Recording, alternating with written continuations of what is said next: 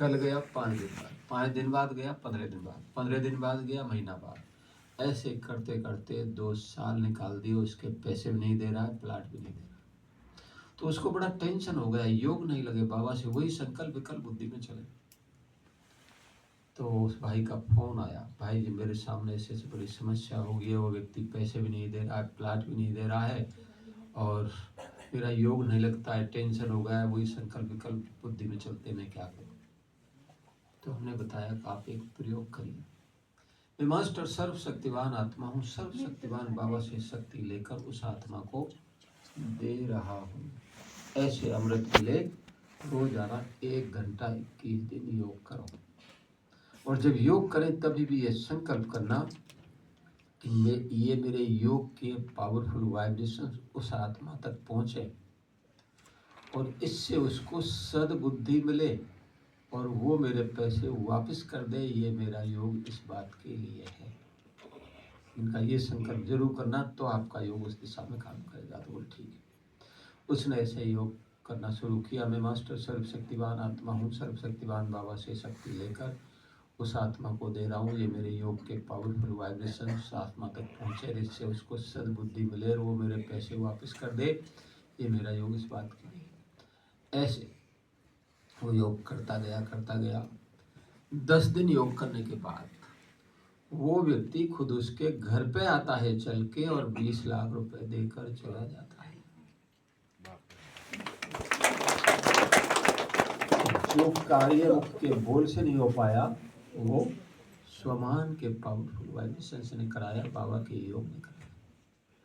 तो हम स्वमान की शक्ति को पहचाने, जाने और उसको सही विधि से प्रयोग करके चले, तो वहाँ असंभव भी संभव हो जाएगा। और तीव्र पुरुषार्थ के लिए है।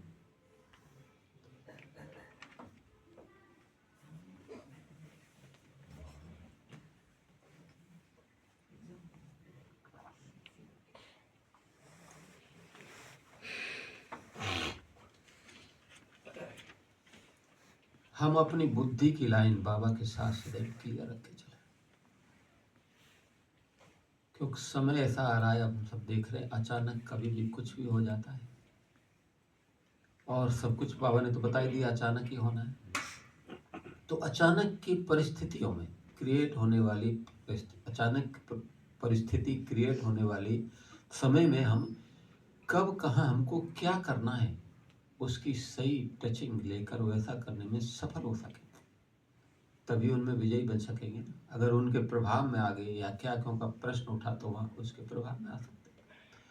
तो बुद्धि की लाइन सदैव कब क्लियर रहेगी बाबा के साथ, ताकि सही समय पर हम सही टचिंग ले सकें। उसके लिए 2 बातों का होना बहुत जरूरी है। तो सदैव बुद्धि की लाइन बाबा के साथ क्लियर है। बातें तो बहुत हैं, लेकिन टाइम पूरा होने को आया, इसलिए हम शॉर्ट में बतला रहे हैं। 2 बातों को होना जरूरी है। एक तो बुद्धि का स्वच्छ और पवित्र होना बहुत जरूरी है, और दूसरा अब वापस घर जाने का समय आया है, इसलिए सब प्रकार के विस्तार को समेटकर सार स्वरूप बन जाओ। रेडी है सबने, विस्तार समेट लिया है, देख रहे हैं वापस घर जाने का तो समय आ गया। तो ऐसी स्थिति हो, भले हम सब कुछ संभालें, जिम्मेवारियां निभाएं, लेकिन वो सब कुछ करते हुए भी कि उसमें बुद्धि योग ना जाए। ऐसा हो सकता है? दुकान आपके, बिजनेस आपका है, बच्चे आपके, संभालना भी है, उनका पालना करनी है ठीक तरह से, और जिम्मेवारी को संभालना है, उसमें बुद्धि ना जाए। ऐसा हो सकता है? विचार करना। यस, निमित्त बन के, ट्रस्टी बन के, बाबा के बच्चे हैं, बाबा का बिजनेस है, बाबा की दुकान है, सब कुछ बाबा का समझ कर चले, तो वो संभालेंगे भी और फिर उससे भी टेस्ट भी आ रहे। तो हम सब पवित्र तो बने, लेकिन उसमें संपूर्णता आ जाए, उसमें हर एक नंबर वार। तो क्या है पवित्रता की संपूर्णता? उसके लिए बाबा ने अव्यक्त मूल्यों में 7 बातें बताई। अब आप सुनते भी जाना, हर एक अपने आप को चेक कर लेना। तो पहला स्वरूप है संपूर्ण पवित्रता का स्वच्छता। खाने की, रहने की, विचारों की, कपड़ों की, स्थान की, भोजन की। जितना जितना स्वच्छता और पवित्रता को अपना कर चलेंगे उतना उतना बुद्धि की लाइन क्लियर है। दूसरा स्वरूप है संपूर्ण पवित्रता का, मन वचन कर्म से ब्रह्मचारी बनना, अर्थात मन सा वाचा कर्मना, जो कुछ ब्रह्मा बाप ने किया है उस सभी को कदम कदम पर फॉलो करके चलने वाली आत्मा को ही ब्रह्मचारी कहा जाता है, उसको कहेंगे संपूर्ण पवित्रता। तीसरा स्वरूप संपूर्ण पवित्रता का एक व्रता, अर्थात एक बाबा दूसरा न कोई, उसे कहेंगे संपूर्ण पवित्रता। चौथा स्वरूप संपूर्ण पवित्रता का बावन का व्यर्थ संकल्प भी एक पवित्रता है, इसलिए उससे भी मुक्त बनो। पांचवा स्वरूप संपूर्ण पवित्रता का, एक साकार मुरली बाबा ने बात कही, अमृत वेले से रात्रि तक सभी नियम मर्यादाओं की पूर्ण पालना हमारे जीवन में हो, उसे कहेंगे संपूर्ण पवित्रता। छठा स्वरूप, पांच हुए छठा, हाँ छठा स्वरूप संपूर्ण पवित्रता का संपूर्ण निर्विकारिता, अर्थात किसी भी विकार का मात्र भी हमारे अंदर ना हो, उसे कहेंगे संपूर्ण पवित्रता। सातवां स्वरूप भवन का संकल्प अथवा स्वप्न में भी, जो आज की मूल्य में भी थी, संकल्प अथवा स्वप्न में भी कोई भी पवित्र संकल्प बुद्धि को टच ना करे। आज की मूल्य में था बाबा धर्मराज के रूप में हिसाब किताब लेगा, ब्रह्मा बाबा भी उसका साथ देगा। तो संकल्प में भी पवित्र संकल्प स्वप्न में भी बुद्धि को टच ना करे, उसको कहेंगे संपूर्ण पवित्रता। तो इन सातों बातों को सामने रखते हुए हर एक अपने आप को देख ले, चेक कर ले कि मैंने अपने आप को पवित्रता में कितना संपूर्ण बनाया है, और जितना जितना पवित्रता में संपूर्णता आती जाएगी उतना उतना बुद्धि की लाइन बाबा के साथ क्लियर रहने लगेगी। और जहाँ लाइन क्लियर है तो सही समय पर सही टचिंग लेकर वैसा करने में सफल होते रहेंगे। तो कहीं भी आपको रुकना नहीं पड़ेगा, ठहरना नहीं पड़ेगा, सोचना नहीं पड़ेगा, कोई प्रश्न नहीं उठेगा। एक प्रैक्टिकल का अनुभव, एक बार हम नेपाल जा रहे थे भट्टी कराने, तो इंडिया बॉर्डर के 4 किलोमीटर अंदर भी अपना सेंटर था, उधर नेपाल बॉर्डर के 4 किलोमीटर भी अंदर अपना सेंटर था। तो दोनों देशों का बीच में बॉर्डर था। तो इंडिया वाले बॉर्डर पार करके हम जैसे नेपाल के बॉर्डर पर पहुंचे तो वहाँ उस दिन कुछ ऐसा हुआ कि मिलिट्री, नेपाल और इंडिया की मिलिट्री वालों के बीच में झगड़ा हो गया था। तो वो बॉर्डर बिल्कुल बंद किया हुआ था नेपाल वाले, ना किसी को जाने दे रहे थे ना आने दे रहे थे। हम भी पहुंचे तो हमारे को बोला वापस जाओ, हम नहीं जाने देंगे। और वहाँ से 4 किलोमीटर अंदर अपना सेंटर है, वहाँ भट्टी रखी है और 250-300 लोग हमारा इंतजार कर रहे हैं, और ये मिलिट्री वाले कहते हैं वापस जाओ, हम नहीं जाने देंगे। तो एक बड़ी समस्या हो गई ना, तो अभी क्या करें।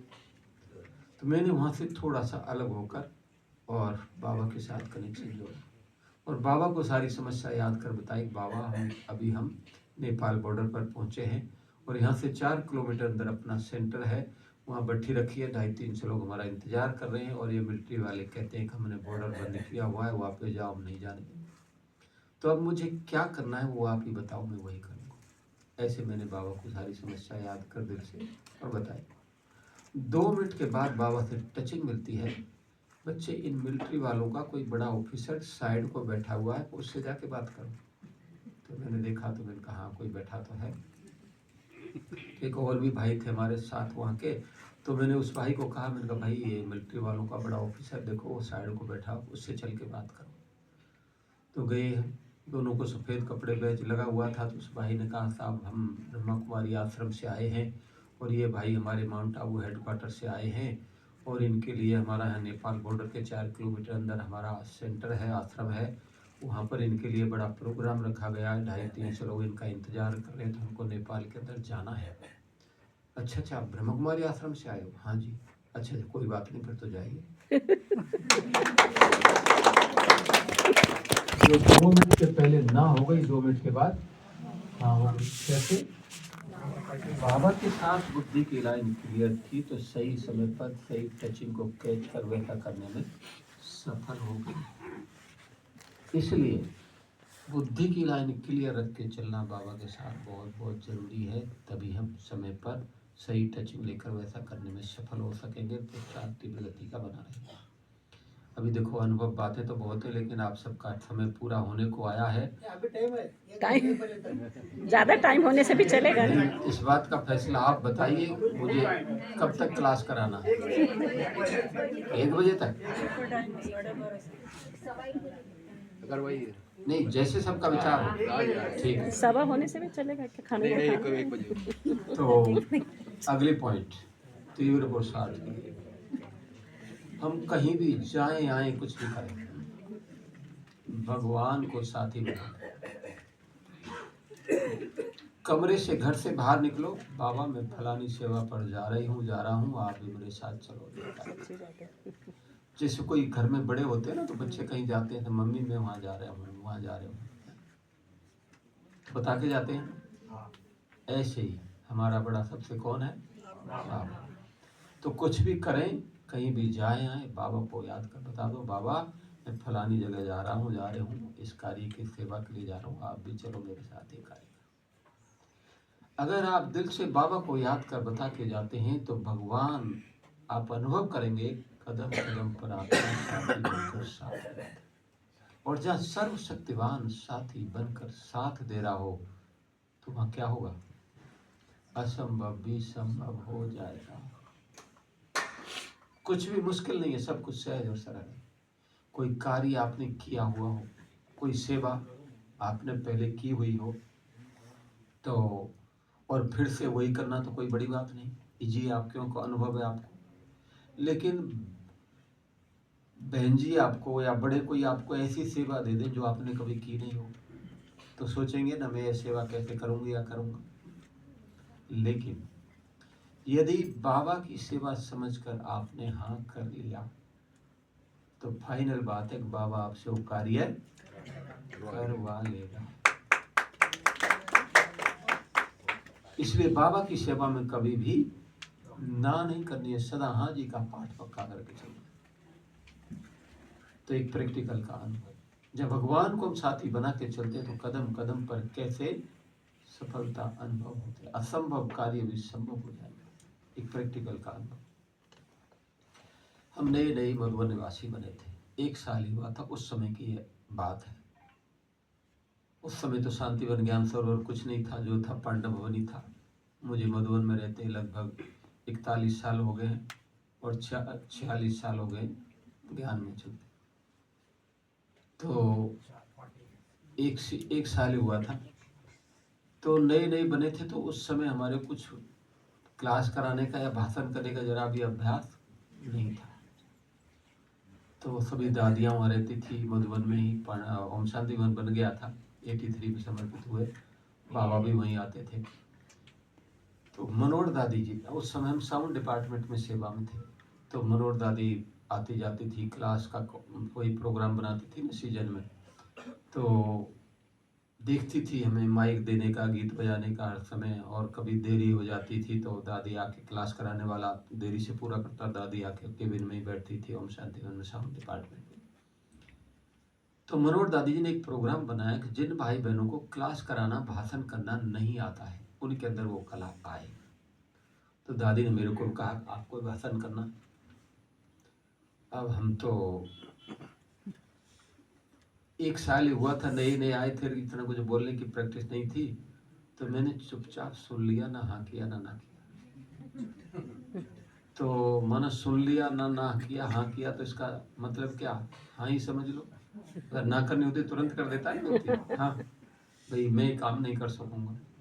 तो हमने चुपचाप सुन लिया और मैं बाबा के कमरे में गया और मैंने बाबा को याद कर कहा, बाबा मेरे को दादी ने बोला भाषण करना है, तो मेरे को तो भाषण करना आता नहीं, मैं कैसे भाषण करूंगा? तो बाबा की तरफ से टचिंग मिली, बच्चे बाबा ने तुमको वरदान दिया है, तुम्हें कल्प कल्प के विजयी रतन हो। तो बस ये पॉइंट स्मृति में आते ही थोड़ा शक्ति आ गई। मैंने कहा ये बात ठीक है, इसका मतलब हमने कल पहले भी भाषण किया है और सफलता पाई है, फिर से वही करना तो कौन सी बड़ी बात है। तो थोड़ा शक्ति आ गई। प्रोग्राम ऐसा था कि टॉपिक किसी को बताए नहीं जाएंगे, कहा ज्ञान योग के टॉपिक होंगे, चिटकी बनाकर रख दी जाएंगी, उसी समय आओ और चिटकी उठाओ और उसमें जो टॉपिक निकले उस पर 3 मिनट बोलना है। और उस प्रोग्राम का नाम रखा गया काल्पनिक भाषण प्रतियोगिता, अर्थात आप जो हैं वो नहीं, कल्पना करके बोलिए, दूसरे बन के बोलिए, ऐसा प्रोग्राम था। अब तैयारी करें तो क्या करें, टॉपिक का ही मालूम नहीं है। तो रात के 8:30 बजे उसमें 7 भाई 7 बहनें, नए नए जिनको क्लास कराना भाषण करना नहीं आता था, उनको ही सेलेक्ट किया गया क्योंकि उनको सिखाना है। तो उनमें से एक हम भी थे। तो एक नया मनोरंजन इंटरेस्टिंग प्रोग्राम था, सब लोग देखने सुनने के लिए आए। रात के 8:30 बजे ओम शांति वन का हाल फुल भर गया है। सीजन के समय ये प्रोग्राम रखा था, पहले वहीं बाबा आते थे। तो फुल भर गया हाल, सब दादे दादियाँ आगे बैठे हैं, जिनको कुछ बोलना नहीं आता हो ऐसे लोगों को स्टेज पर बिठा दिया गया। 7 बहनें 7 भाई थे और उनमें से एक हम भी थे। तो प्रोग्राम शुरू हुआ जी। 3 लोगों ने हमारे से पहले बोला, चौथा नंबर हमारा आया। हम भी गए, चिट्ठी उठाई और खोल के देखा तो बड़ा वंडरफुल टॉपिक निकला। टॉपिक निकला कि यदि आपको ब्रह्मा कुमारी बना दिया जाए तो आप क्या करेंगे। अब एक तरफ तो पढ़ के हंसी आए, दूसरी तरफ विचार चले कि इस पर हम क्या बोले, तो बिल्कुल ही अपने से अलग टॉपिक। अच्छा, सोचने का भी टाइम नहीं, माइक के आगे खड़े बोलना ही अपने को है। तो मेरी गति में कुछ नहीं आया। मैंने बाबा को याद कर कहा, बाबा अभी देखो मेरे को तो कुछ नहीं आता, अभी आप ही आओ और आप ही भाषण कराओ। और ऐसा नहीं हो कि लोग हंसी उड़ाएं, पहली बार स्टेज पाए, भाषण अच्छा होना चाहिए, ये भी बाबा को याद करके बोल दी। और जैसे ही ओम शांति कह के बोलना शुरू किया तो सचमुच ऐसा लगने लगा जैसे कि बाबा ऊपर से बुद्धि में पॉइंट टच कर रहा हो। पॉइंट स्मृति में आती गई, हम बोलते गए और हर पॉइंट के पीछे लोगों की इतनी ताली बजी, इतना अच्छा बोल गए कि उसमें फर्स्ट नंबर आया। तो आप सोच सकते हैं कि इसको 2 शब्द बोलना नहीं आता और इतना अच्छा भाषण कर जाए, फर्स्ट नंबर आ जाए, किसकी कमाल है, कौन कराने। तो उस दिन से निश्चय हो गया कि भले हमारे कुछ आता हो या नहीं, यदि हम बाबा को साथी बना के चलते तो हमारे लिए असंभव भी संभव हो जाएगा। और उसी दिन के बाद हमारा क्लास कराने का, भाषण करने का प्रोग्राम शुरू हो गया। बाबा ने कला क्या बोला, अभी 2 शब्द सुनाओ। अभी वो बात मैं समझता हूँ आज से 40 साल पहले 40 साल पहले की बात है। तुम्हारे को ध्यान है क्या? सब बातें तो मुझे याद नहीं, लेकिन सबसे पहली बात तो उसमें फर्स्ट नंबर आने का कारण ये रहा कि मैंने उस, अब टॉपिक ऐसा मिला, देखो भाई हैं तो भाई की टोन बोलने की आदत है। अब टॉपिक ऐसा मिला है जब तक उस बात को हम मन से स्वीकार नहीं करेंगे तब तक प्रॉपर बोल नहीं पाएंगे। तो हमने सबसे पहले मन से स्वीकार कर लिया कि मैं ब्रह्मा कुमारी हूँ, बनना नहीं हूँ। अब मन से जब ये स्वीकार कर लिया तो फिर मुख से वैसा ही बोलने निकलने लगा कि यदि मैं ब्रह्मा कुमारी होती तो सेंटर की रेगुलर पंक्चुअलिटी बना के रखती, अच्छे अच्छे भाई बहनों की पार्टी लेके मधुबन आती, पर्सनल दादियों से बाबा से मिलाती, और दादी जी कहती तो योग शिविर में भी क्लास कराती। और उस समय कुमारियों की भट्ठी चल रही थी तो वो पॉइंट भी बाबा ने टच कर दिया। और यदि दादी जी कहती तो मैं कुमारियों की भट्ठी में भी क्लास कराती, और ऐसा क्लास कराती कि आज जो सेंटरों पर बहनों की कमी कमजोरी है वो सब खत्म हो जाती। और सभी कुमारियाँ ये कहती दादी जी जहाँ हमें भेजेगी हम वहीं सेंटर पे जाएंगे, तो जो बहनों की कमी है सेंटर पर वो पूरी हो जाती। तो ऐसे और भी कुछ बातें थी लेकिन अब सारी बातें तो मुझे याद नहीं। तो मैंने ऑन द टॉपिक बोला और करंट उसी समय की सिचुएशन अनुसार बोला।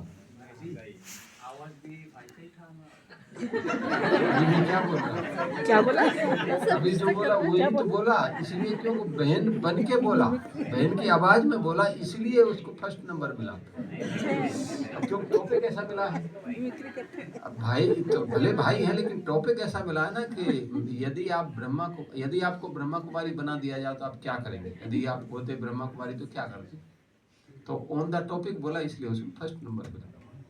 तो कहने का भाव यही है कि कहीं भी आप सबके सामने भिन्न भिन्न परिस्थितियां, बातें, समस्याएं आती हैं हर एक के सामने, और कहीं भी कुछ होता है, भले आपको नहीं भी आ रहा हो तो बाबा का आह्वान कर लो, दिल से याद करो, सिकता दो, वहाँ बड़ी से बड़ी बात भी सहज और सरल। अगली पॉइंट, तीव्र पुरुषार्थ के लिए देखो, पुरुषार्थ में कब थकावट होती है, कब व्यक्ति हार मान लेता है, मेरे लिए तो ऐसा करना, ये तो बड़ी समस्या हो गई, चलना मुश्किल है, ये तो ऐसा बनना करना असंभव है। लेकिन बाबा ने क्या कहा, बच्चे तुम अपने सभी बोझ मुझे अर्पित कर दो और हल्के हो जाओ, तो हल्के होके चलना उड़ना जीवन में सहज और सरल हो जाए। हम उस समस्या को सुलझाने में लग जाते हैं, बाबा ज्ञान योग सब एक तरफ रह जाते हैं, उसी का ही स्वरूप बन जाते हैं, और छोटी बात भी बहुत बड़ी लगती है। और जहाँ स्थिति बड़ी है, भगवान सर्वशक्तिमान हमारे साथ है, हमने जो भी बात, समस्या, परिस्थिति आई है, बाबा को दिल से याद बना दिया है, तो वहाँ असंभव भी संभव हो जाएगा। एक प्रैक्टिकल काम, ज्ञान तो आप सब लोगों के पास है, योग भी आप सब करते हैं, लेकिन जब किसी के सामने कोई समस्या परिस्थिति आती है तो वहाँ क्या होता है, पुरुषार्थ की गाड़ी खड़ी हो जाती है, क्या करें, कैसे करें, ये करें वो करें। सबकी बात नहीं, कईयों को अच्छी टचिंग मिलती है, कई कर भी लेते हैं, सफलता प्राप्त करते हैं, लेकिन ज़्यादातर भाई बहनों से सब सुनने देखने को मिलता है। तो वहाँ हम वो समस्या को दिल से याद कर बाबा को बता दे, हल्के हो जाए, तो कैसे असंभव कार्य संभव हो जाता है। एक प्रैक्टिकल का अनुभव,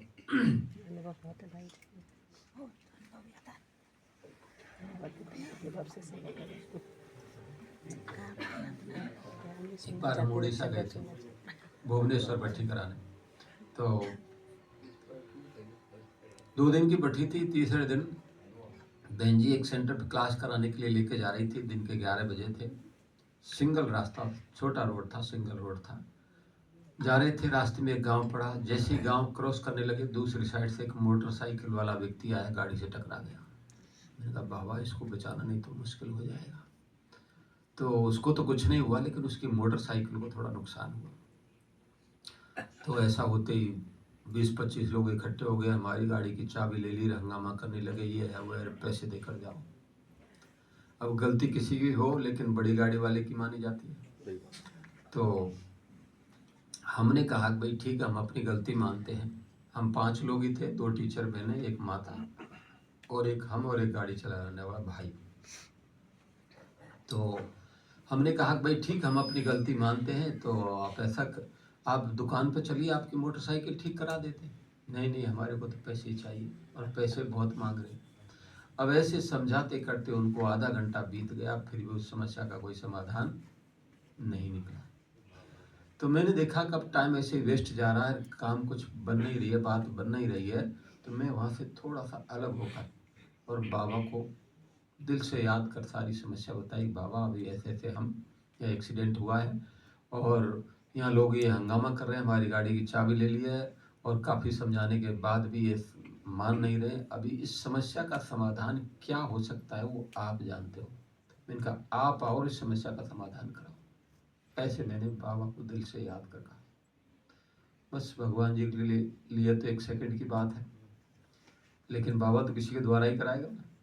तो जो माता हमारे साथ थी उसको टचिंग मिली, उसके अंदर फोर्स आया, और वो सब के आगे आके बोलने लगी कि ये मेरी गाड़ी है, मैं आप लोगों को एक पैसा भी नहीं दूंगी, और जिसको चलना है पुलिस थाने चलो, जो पुलिस फैसला करेगी वो होगा।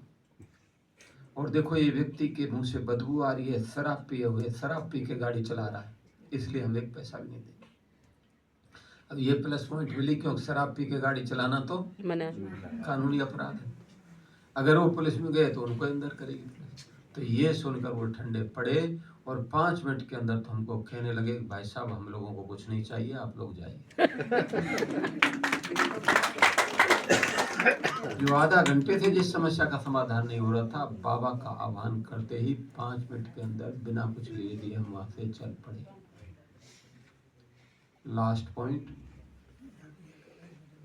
हम तीव्र पुरुषार्थ के लिए हम बातों को महत्व नहीं, बाबा और उसके ज्ञान को महत्व देकर चलें।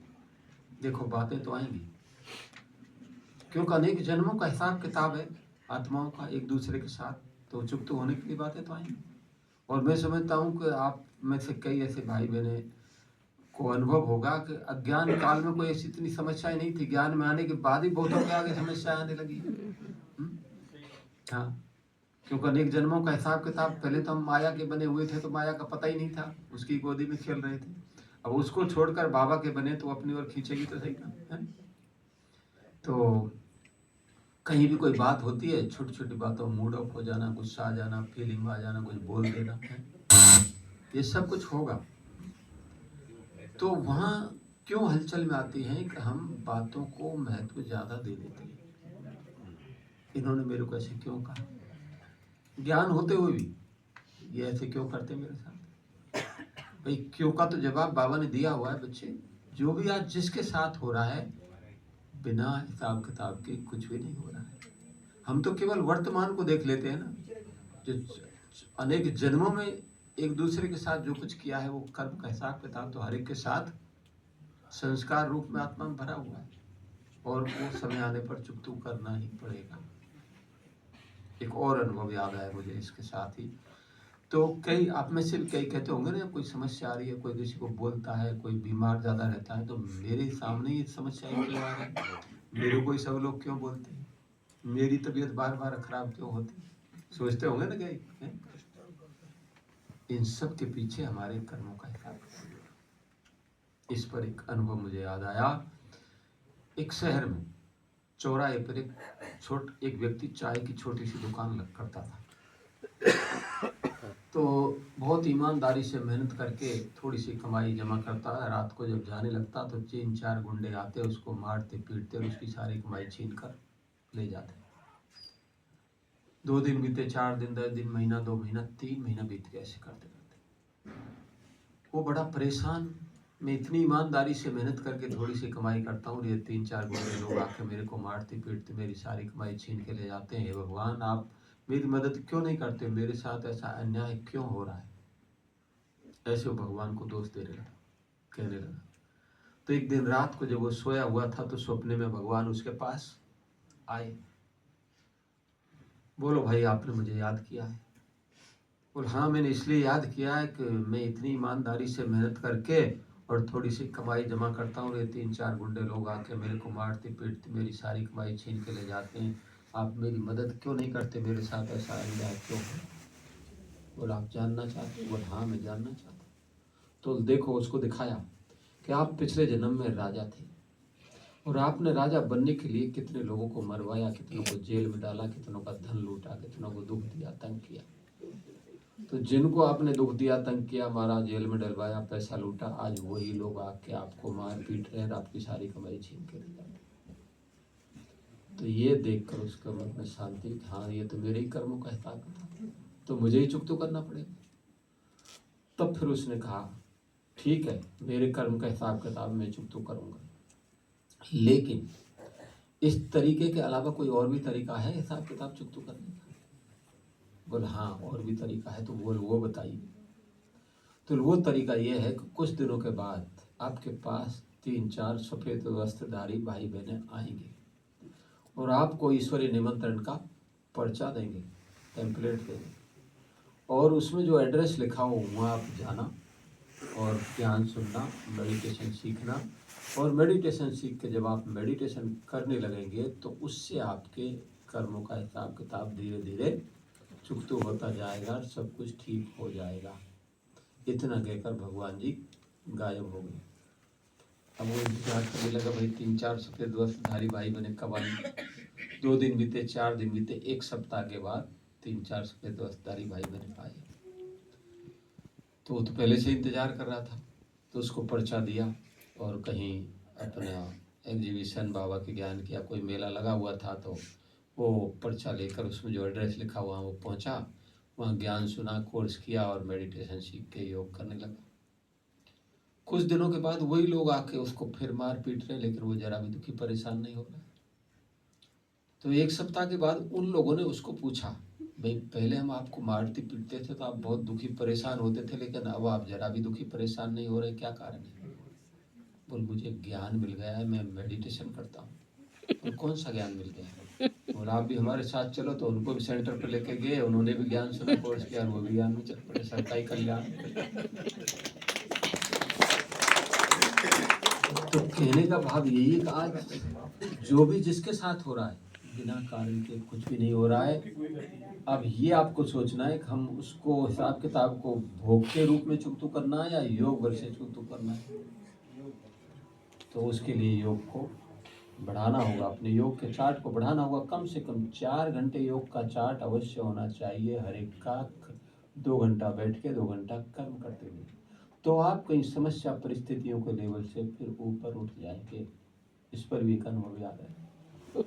एक हम पांडवन के आंगन में हमारी सेवा है, दिन के समय सिक्योरिटी। तो एक माता मेरे पास आई सेवाधारी, कहने लगी भाई जी मेरी ये समस्या वो समस्या वो समस्या वो समस्या, 8-10 समस्याएं गिना दी, मैं क्या करूँ। मैं कहीं बाहर जा रहा था उस दिन भी बाबा की सेवा में भट्टी कराने की सेवा में। तो मैंने माता जी को कहा, माता जी मैंने कहा मैं बाहर जा रहा हूँ 5 दिन के लिए, तब तक आप ऐसा करो 2 घंटा बैठ के 2 घंटा कर्म करते योग कर लो 5 दिन तक, और 5 दिन के बाद आप फिर से मिलना। बोल ठीक है। मैं बाहर चला गया, माता जी योग करती रही, 2 घंटा बैठ के 2 घंटा कर्म करते, और 5 दिन के बाद जब मैं वापस आया तो मिलने के लिए आई तो पूछा बोलो माता जी क्या समस्या है। तो माता जी कहते हैं भाई साहब मेरी तो कोई समस्या ही नहीं। प्रैक्टिकल की बात है। तो समस्याएं कहाँ हैं, क्यों ज़्यादा हैं? जहाँ हमारा बाबा से योग कम है अथवा नहीं है वहीं ज़्यादा समस्या है। तो हम अपने योग के चार्ट को बढ़ाएं तो सब समस्याएं स्वतः ही समाप्त होती ही चली जाएंगी। और कैसे 4 घंटा या उससे अधिक योग का चार्ट बने, तो 3 बातें बताई अभ्यास की। पहले उनको हम प्रैक्टिकल करके चलें तो 4 घंटे क्या 8 घंटे तक भी आप योग का चार्ट बना सकते हैं। लास्ट में एक पॉइंट, लास्ट पॉइंट, एक स्लोगन बहुत जगह लिखा हुआ देखा होगा आप लोगों ने, बच्चे तुम सिर्फ मुझे याद करो, तुम्हारे लिए सोचने का काम भी मैं करूं। और भगवान जी सोचने का काम भी हमारे लिए करता है, क्या होगा होगा नहीं होगा, क्या करें कैसे करें। अब ये सोचने के बजाय हम अपनी एक जिम्मेवारी निभाएं। कहीं भी कोई बात समस्या परिस्थिति आई है, बस दिल से बाबा को याद करो, वो हमारे लिए सब कुछ करता है। एक प्रैक्टिकल का अनुभव, एक जगह हम भट्टी कराने के लिए गए, 2 दिन की भट्टी थी। तीसरे दिन बहन जी ने कहा, तीसरे दिन उन्हीं के कनेक्शन में एक एक दिन की 3 जगह भट्टी थी। तो एक ही दिन की भट्टी होने के कारण दिन में भोजन के बाद फिर से तुरंत क्लास शुरू हो जाते थे। 3 दिन से हमको दिन में रेस्ट नहीं मिल रहा था। काम चल रहा था लेकिन रेस्ट की थोड़ी कमी हो रही थी। चौथे दिन वहाँ की बहन जी ने एक मॉर्निंग क्लास कराने के लिए चौथे सेंटर पर भेज दिया। जब चौथे सेंटर पर पहुँचे तो वहाँ की बहन जी ने जाते ही प्रोग्राम दे दिया कि भाई जी एक क्लास करा के नाश्ता करके 10:30-11 बजे और एक सेंटर पे क्लास कराने जाना। अब मुझे तो वही क्लास कराना थोड़ा सा भारी लग रहा था क्योंकि 3 दिन से दिन में रेस्ट नहीं मिला था। तो मैंने बहन जी की बात सुन ली, उनको कुछ नहीं बोला, और मैं बाबा को याद कर कहने लगा, बाबा अभी देखो इस शरीर रूपी गाड़ी तो रेस्ट मांग रही है, और बहन जी ने प्रोग्राम दिया है क्लास करा के नाश्ता करके 10:30-11 बजे और एक सेंटर पे क्लास कराने जाना। तो कैसे क्या हो सकता है वो आप देख लेना, क्योंकि सेवा कराने वाले तो आप हो, मुझे तो निमित्त बन के पार्टी बजाना है। ऐसे मैंने दिल से याद कर बाबा को बता दिया। बस भगवान जी के लिए तो 1 सेकंड की बात है। क्लास पूरा किया, नाश्ता किया, और उसके बाद बाबा ने थोड़ा बहन जी की बुद्धि को टच किया, और बहन जी आके कहती है, अच्छा भाई जी मेरे को ऐसा विचार आया कि अभी आप थोड़ा रेस्ट कर लो, उसके बाद जाना क्लास। वाह वाह। इसका मतलब हमारे मन का एक एक संकल्प उसके पास पहुंच रहा है, तभी तो उसका रिटर्न मिल रहा है। तो सदैव याद रहे भगवान मुझे देख रहा है, देख तो रहा है, इसमें कोई शक नहीं। तो मेरे लिए क्या सोचता होगा वो हर एक अपने आप से पूछे। तो इन कुछ एक बातों को इमर्ज रूप में हम रख के चलें तो तीव्र पुरुषार्थ करते सदा